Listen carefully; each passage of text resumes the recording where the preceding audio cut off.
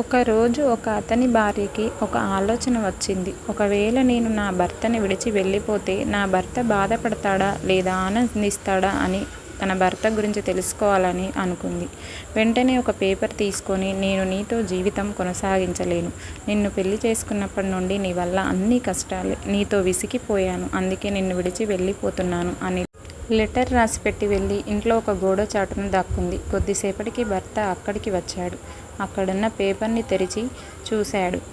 వెంటనే సంతోషంతో ఎగిరి గంతేసి జేబులో నుండి ఫోన్ తీసి ఎవరికో ఫోన్ చేసి, హలో లీలా, మనమిద్దరం అనుకున్నట్టే జరిగింది. ఇన్ని రోజులకి నా భార్య నన్ను వదిలేసి వెళ్ళిపోయింది. పీడ విరగడయింది.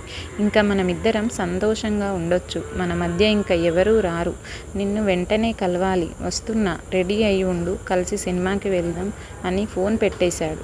తను కూడా ఒక లెటర్ రాసిపెట్టి వెళ్ళిపోయాడు. వెంటనే గోడచాటున ఉన్న తన భార్య తన భర్త ఇంత పని చేస్తాడని ఊహించదు.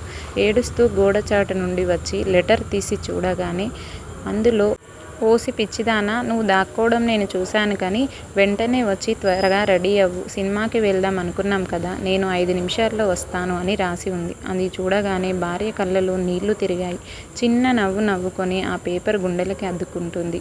భార్యాభర్తల బంధం అంటే ఇదే మరి. ఇలా ఒకరినొకరు ఆట పట్టిస్తూ, సరదాగా భార్య అలిగితే బుజ్జగిస్తూ, ఒకరి మనసు ఒకరు తెలుసుకొని ముద్దుగా సరసాలాడుతూ ఉంటే ఆ జంట చూడడానికి చూడముచ్చటగా కన్నుల పండుగగా ఉంటుంది. అందుకే సనాతన ధర్మంలో పెళ్లికి చాలా గౌరవం ఉంది.